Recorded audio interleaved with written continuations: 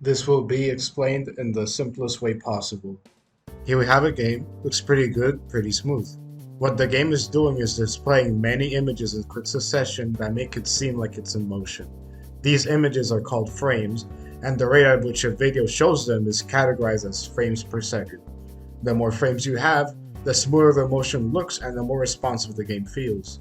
Here's a few examples of different frame rates across the same environment, and we can see how big of a difference a larger frame rate number does in the perception of motion.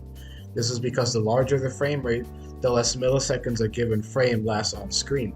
The image looks more fluid because there's just literally more images on screen for you to see. When a game is running in 60 FPS, every frame stays on screen for 16.7 milliseconds. This means that for every 16.7 milliseconds there's a new image on screen. The lower the frame rate, the more time a frame will be on screen. Like for example with this test running at 30 FPS, each frame lasts about 33.3 milliseconds instead, and that's why it seems less fluid. There are just less frames for your eye to see. The interval in which frames switch from one to another is referred to as a frame time. Like you could say, this 60 FPS test at a consistent frame time of 16.7 milliseconds, the same way you could say this 30 FPS test has a consistent frame time of 33.3 milliseconds. You get the point. It's a measure of the amount of time a frame stays on screen. Here you have a frame time graph, which as the name suggests is just a graph of the frame time. The way it works is that when the line is flat, you're getting a consistent time interval between each frame. Like here in the 60 FPS footage, the 16.7 milliseconds between each frame are kept strong along the way, and it doesn't fluctuate. The same way in which in this 30 FPS footage, even though the image is less smooth, the line is flat because it keeps that 33.3 millisecond time between each frame consistent. Again, there's no fluctuation. Meanwhile, in this example, we can see that the game is reaching higher than 30, but we can see that the frame times are fluctuating heavily, not just through the graph, but also through what your eyes perceive. The game looks quite jittery in motion and is pretty jarring in comparison to the footage we saw earlier. This fluctuation in the frame time is referred to as a frame time spike, or for short, it's referred to as a stutter. You got this so far? Yes? Good. Now, why does all of this technical stuff matter for SSF2? Well, it matters because it's one of the areas where the game fails to deliver. Well, first of all, we need to have in mind the frame rate target for most fighting games. This means the frame rate in which fighting games normally tend to run at. For a really long time, 60 FPS has been the golden standard for pretty much all fighting games, to the point where even old-ass games like Smash 64 run at this frame rate. 60 FPS is good because it gives a good amount of image fluidity for the player to tell what's happening, while at the same time allowing stuff like frame data to follow through perfectly fine. Players get an acceptable amount of image fluidity, which in turn makes the game better to look at and play, and in turn also allows the developers to build moves for that specific frame rate target. Now, here's where the first issue arises with SSF2, and it's that it doesn't run at 60, it runs at 30 FPS. Well, that's kind of a problem by itself for some people already who deem 30 FPS as unacceptable for fighting games. But let's just say that was not the case and 30 FPS was ideal for whatever reason. Regardless of it, SSF2 still has one big issue, and as the title suggests, it's the game's frame time that is a huge problem. You remember the graph we showed in other tests, where even on 30 FPS it was a flat line? That meant it was a consistent visual output basically. Well, for comparison, here's SSF2's frame time graph, and it's really obvious that something just isn't completely right. The graph is constantly fluctuating, indicating that there's never a consistently fluid image, and that's the big issue I'm referring to. Some people may not notice it because they're probably already used to it by this point because they play the game so much, and for those people it's fine, but for new people getting to the game that actually have standards for this kind of stuff, it's a big deal breaker. This means that at the end of the day, it comes down to whether or not the player notices how bad the frame times are, or whether or not they're willing to deal with it. And that's not ideal in any sense of the imagination.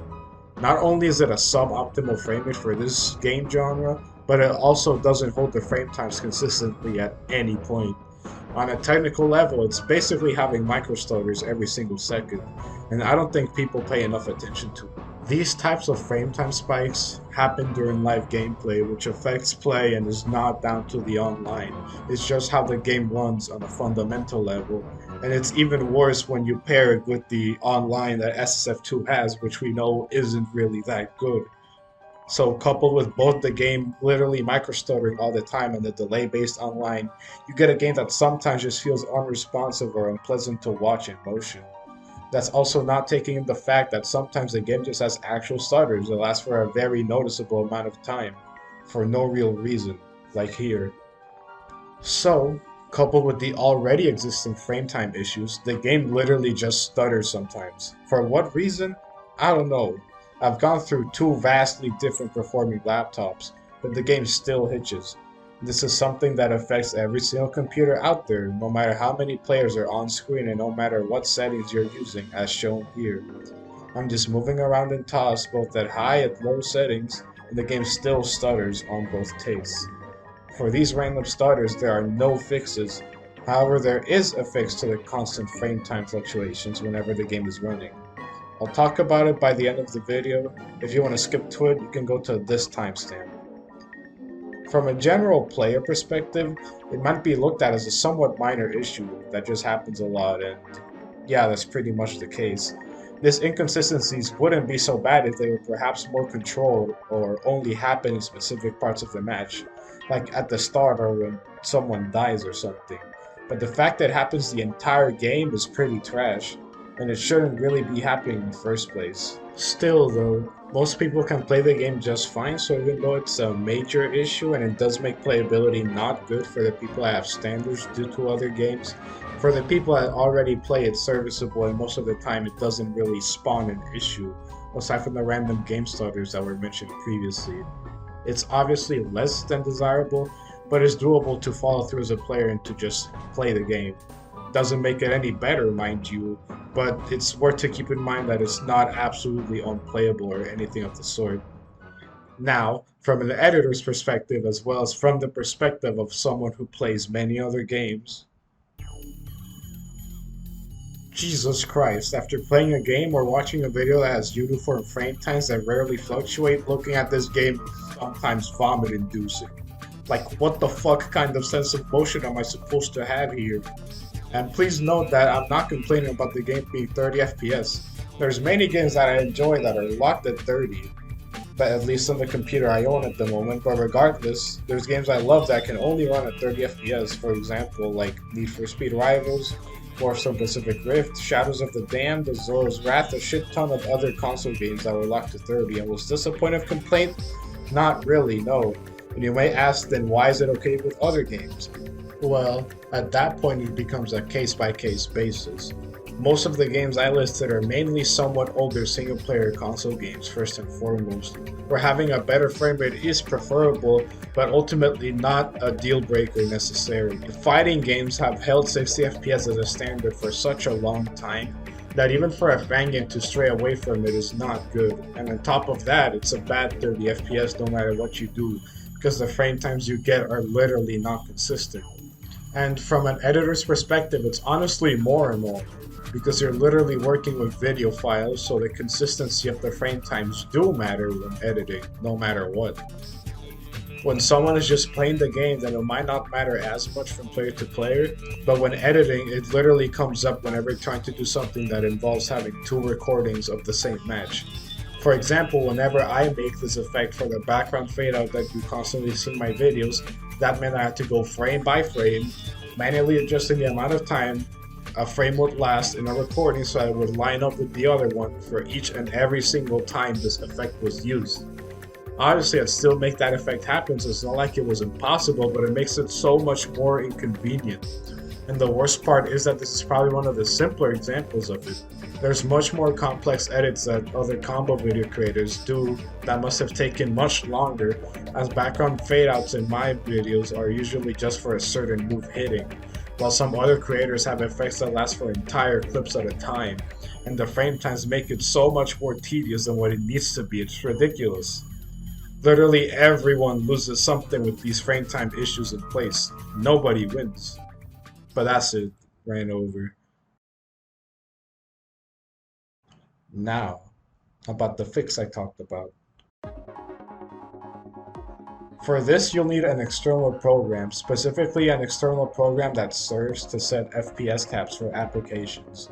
There's probably many out there, but I use Rivet Tuner's statistics server to cap the frame rate in my games or apps whenever I need it.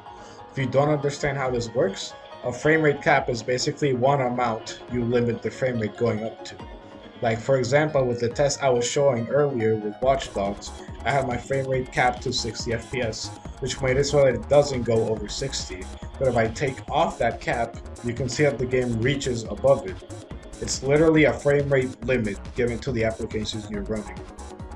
Most games have a maximum frame rate amount that they can reach, but the highest possible frame rate numbers varies between game to game.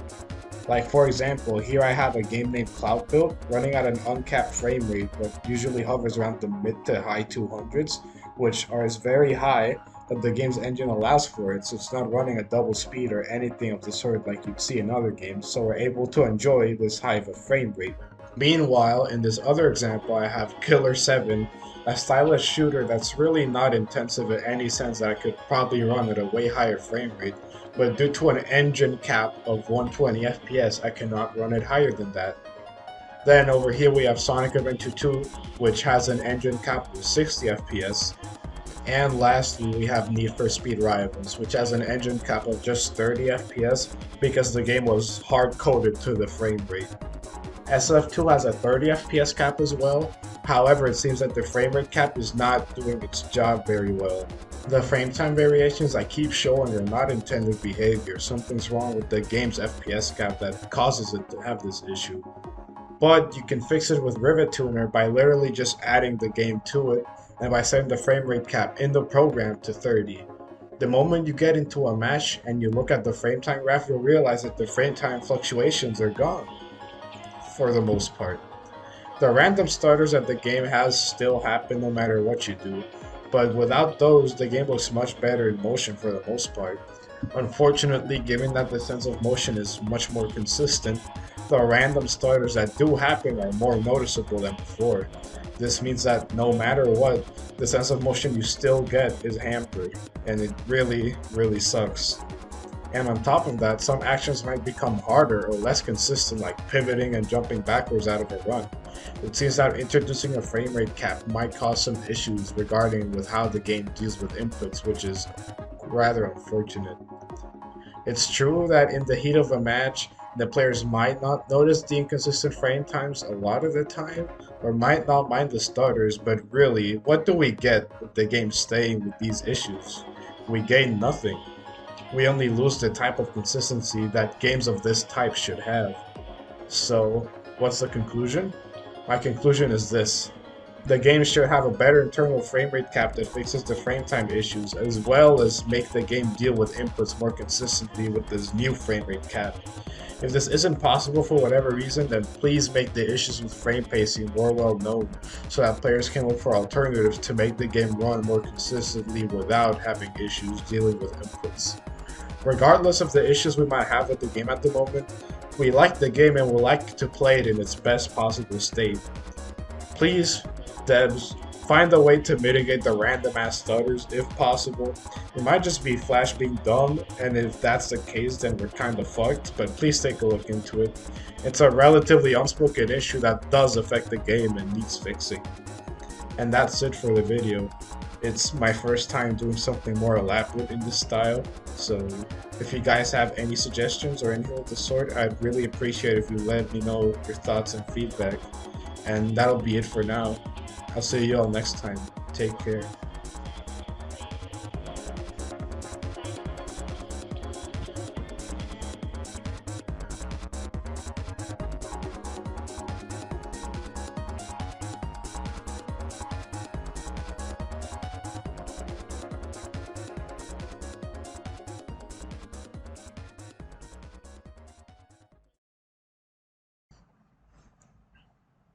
Even Sonic 06 runs at 60 FPS.